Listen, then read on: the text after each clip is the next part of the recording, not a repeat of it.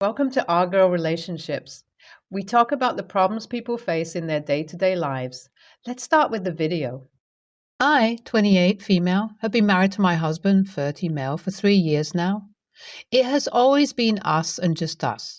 My husband is not keen to have a child, and due to my health conditions, I am infertile. So we are the child-free couple in our family and friend circle. While most of our families are understanding of our situation, my mother-in-law is not. Based on how much I know about my mother-in-law, I have come to the conclusion that my mother-in-law is a very immature person. Based on whatever I know about her from my husband and father-in-law, she has always been a bit of a princess, and she believes that whatever she wants, she deserves it immediately, because there is nothing in this world that she cannot have. She is controlling and very manipulative when she wants to be. One of her favorite tactics when it comes to manipulation is to pretend that everything is everybody else's fault except hers. And if you try to give her shit for her bad behavior, she will immediately become the victim and start behaving in a way that would make every onlooker who does not know both sides of the story feel sorry for her. Overall, she is not the nicest person. My mother-in-law has refused to believe that I am infertile because I look too healthy to be infertile, whatever that means. She has been pestering my husband since 3 months into the wedding that she desperately needs a grandbaby, and this is the least he could do for her because she was the one who raised him all on her own. After all, father-in-law is a cancer survivor, which made it difficult for him to work during my husband's early teenage, which pushed mother-in-law to start working. She always paints a picture where father-in-law is an absentee father when really she had to earn for the family when he did not have a constant cash flow. So you can imagine what type of a person she is. Mother-in-law is desperate to have a grandbaby, and whenever I told her that neither of us is interested in having a kid, mother-in-law did not care to listen. She kept insisting that we would eventually change our minds. No matter where we were, if she saw me, that is what she did. She would bring up the topic of how I need to give her a grandchild and let her be the grandmother. She even went as far as to accuse me of cheating while we were attending a cousin's baby shower. She humiliated me in front of everyone, claiming that because I am too much of a whore to keep my legs closed, I'm taking birth control pills without my husband knowing, and that's why I'm not getting pregnant. My husband tried to calm her down and diffuse the situation by informing her that we are happy being child-free because he knew that I am not too open about discussing my health issue with people. But she simply would not stop. She kept saying how I have manipulated her into making my husband accept this blatant disregard of her wishes, and if I love him so much, I could simply get off the pills and give her a grandbaby. I could not take it anymore, and I told her that she can do whatever the hell she wants because I am not giving her a grandbaby. Saying that, I took an early exit from the baby shower, and my husband joined me. Since that baby shower, things have been a little quiet from my mother-in-law's side, which is never a good sign. Just when I thought I was panicking unnecessarily, the other shoe dropped. My mother-in-law came over to our house when my husband was not home and told me over a cup of tea how she needs me to confirm if I will be giving her a grandbaby or not. I told her in vague details that I cannot have a baby because I am infertile. And hearing that, she smiled and told me that since I am this way, she is very sure that I would understand where she is coming from. When I asked her to explain herself, she laughed and told me that because I had lied to her son about the functioning of my womb, clearly I am broken goods, and she knows her son wants to get rid of me. That is why she will just get the goods in perfect condition, i.e., she will get a new wife for him. I was too stunned to speak. I took a moment to process her words, and when I had, I told her that she needs to leave our house because I am not going to tolerate her insulting me while under my roof. She was a little shocked because I am usually a very calm and composed person, but I was shouting at her by then. Once I made her leave, I called up my husband and informed him about the whole thing. Understandably, my husband was pissed. He had found her demands irritating as well, and he had a huge argument with her after the baby shower fiasco. She had given her word that she would not humiliate me by asking for a baby, but he did not think that she would be doing something this drastic. I seriously cannot deal with her. Hey everyone. I was not expecting so many comments, honestly, but thank you for sharing your stories about crazy in-laws and your heartfelt comments. I am making this post to not just thank you, but also to update you guys on how everything is going, which is why it took me a while to get back to you. After I made the post, I went about my day, doing work from home and everything. A couple of hours later, I got a call from father-in-law. Father-in-law told me that he always thought I was a sweet girl, but he cannot believe that I could be so cruel. It was incredibly surprising to hear because father-in-law has always been very doting towards me. On further probing, I learned the truth.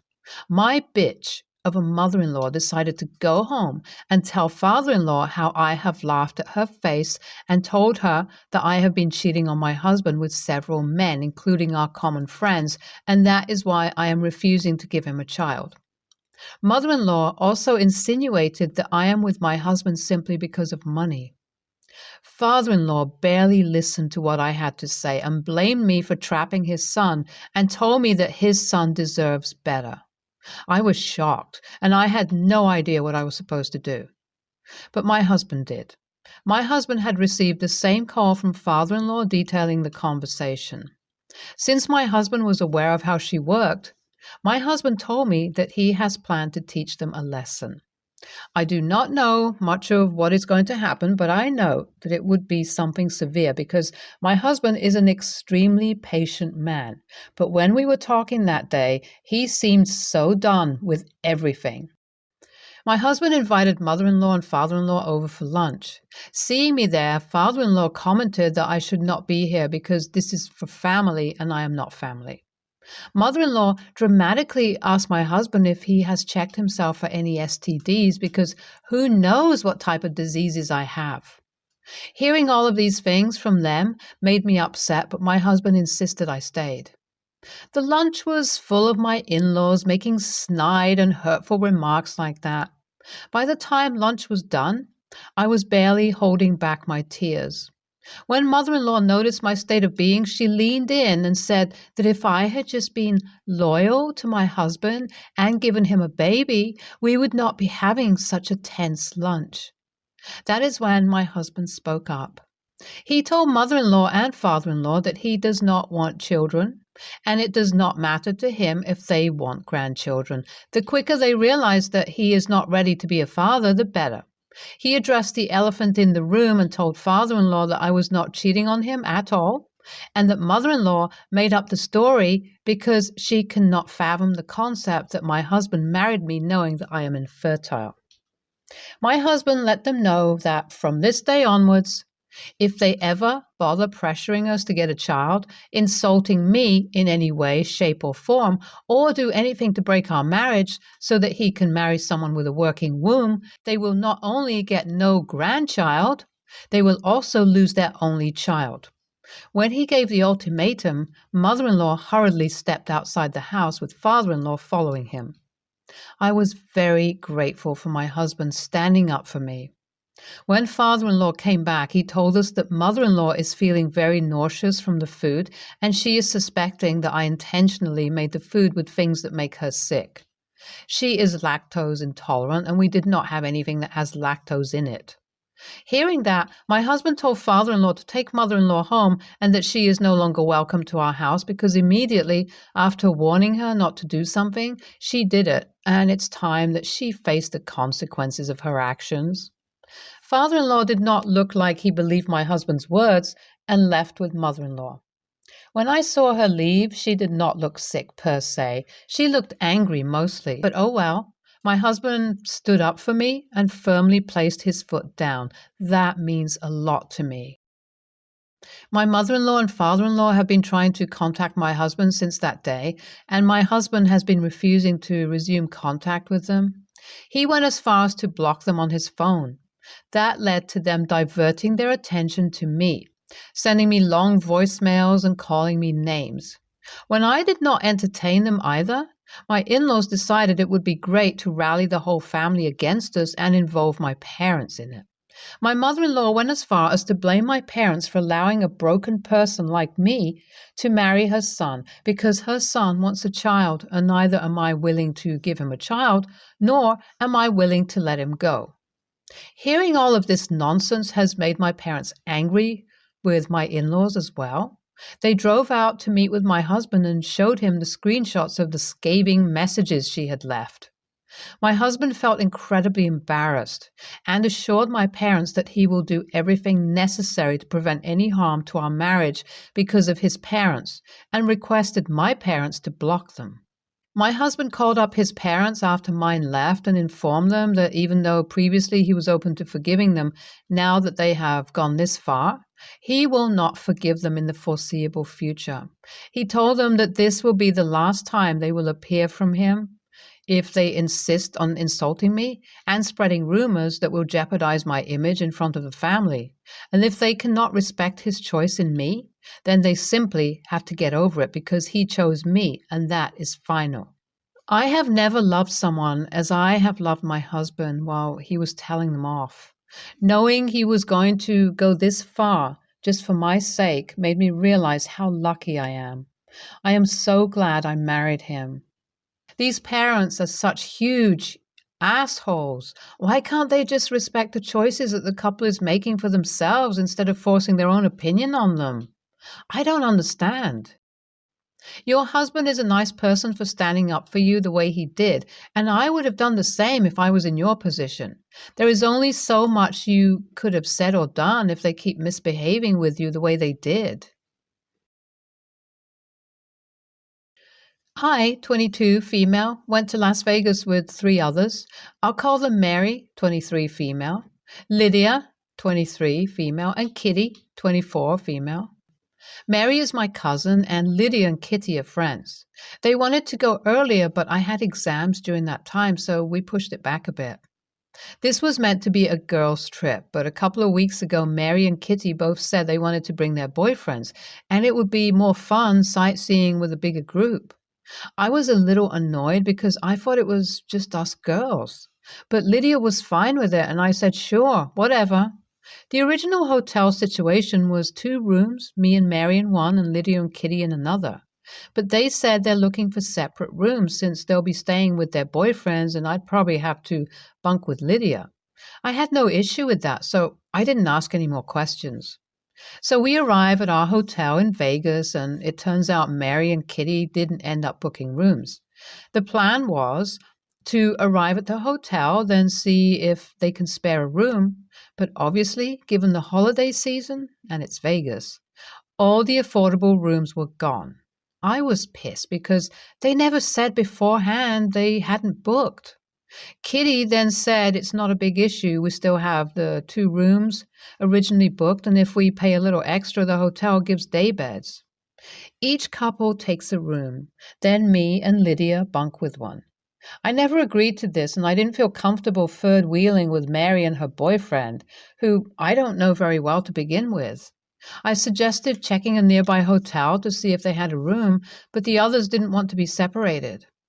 I then said maybe we can put the boys in one room and the 4 of us can squeeze into one, but they shut that down too and insisted the couple plan was better. Eventually, I told them I'm not comfortable with this and I'm out. Hope they have fun. Mary said it's really not a big deal and Lydia has no problem with it. She came by herself too, so what's my issue? I ended up finding a place to check into for the night and caught a flight back yesterday. Well, all 3 of them are really pissed at me, saying they changed the timing for me and I've ruined the vacation. And if I really didn't want to go, I should have opted out before. Kitty texted saying she didn't realize I was so prudish and gag at the sight of a man. Doesn't make much sense because I'm married. And thanks for making this all about you. So Reddit, AITA, NTA, they changed the plans, dismissed all your concerns, and then got angry that you did what you needed to hold your boundaries. They should have left your and Lydia's room alone and shared the other room if they were too lazy to book a third. The idea that you ruined a vacation by opting out of a situation you're not comfortable with is immature and frankly awful. You would have ruined it by pouting or complaining the whole time, but you are not required to be there for them to have fun. Their guilt of putting you in an uncomfortable situation ruined their vacation. They're just mad at you for not absolving them of it by pretending everything was fine. NTA, their boyfriends should have paid for an extra room for you. And the other girl that was uncoupled because they were inserted into the plan later. Nothing turned out to be a trip that you agreed to in the first place, and their on-the-go solutions were very disrespectful. I can't imagine someone wanting me to sleep on emergency bed like a hobo during what was supposed to be my vacation, or to share a room with a couple. I don't think that anyone I know and have any kind of relationship with would even think to put me down like that. Wow. Opinion NTA. The conditions changed when you got there and you realized your friends had not done what they had promised they would do. You are not obligated to stay, especially if they are pressuring you to do something you're uncomfortable doing. As you said, you never agreed to share a room with two other people, much less a man you don't know well. On top of this, your friends are dismissing your reasonable concerns and are now gaslighting you. Basically, you leaving has made front and center the complete failure of their planning, and they don't want to take responsibility for it and are trying to find someone else to blame for it. I, 20, female, just started working at a new job a few weeks ago. Everything has been smooth sailing with my coworkers, all fun, cool people, until yesterday. For a little context before I get into it, my assistant manager, Sherry, 45, female, has a son, Travis, 19, male. When I first started working and met her, the topic of relationships came up and she asked if I was single. I told her yes. I got out of a long-term relationship this past July and I'm thinking about jumping back into the dating pool. She told me her son was around my age and that we would probably like each other and asked if I'd be interested. I told her to let me think about it and I'd get back to her. That was about 6 weeks ago. A couple of weeks ago, I decided that going on a couple of first dates or outings with new people couldn't be too bad of an idea. So I told Sherry to let Travis know I was interested if he wanted to meet for coffee or something and test the waters, but that I probably wouldn't be free until just after the new year because I'm busy with work and personal family stuff. She said that sounded fine. And then yesterday happened. Sherry was talking in the back room with two of my other coworkers who are also moms about their kids. At some point, they were making jokes about spoiling their kids, and Sherry said, Travis doesn't even make himself a sandwich, just goes into the kitchen and sits there and pouts because he knows Mama will come to do it for him. I rarely use this term, but I absolutely felt icked out by that. I asked her if she was being serious and she laughed and said, yes, he's just a mama's boy. As we were leaving later, I pulled her aside and told her that I wasn't interested in going out with her son anymore. After she pressed me about why several times, I admitted that the sandwich thing turned me off and that I would never go out with a man who seemed so dependent or unwilling to do things for himself. Sherry got upset and told me I'm not a mom and don't know what I'm talking about and that surely I expect my parents to still do things for me, and stormed off. I'm getting off my break here in a minute, but she hasn't spoken to me all day. And I'm wondering if I'm in the wrong here. Was I the asshole? He's not a mama's boy. He's a 19-year-old toddler. Gross.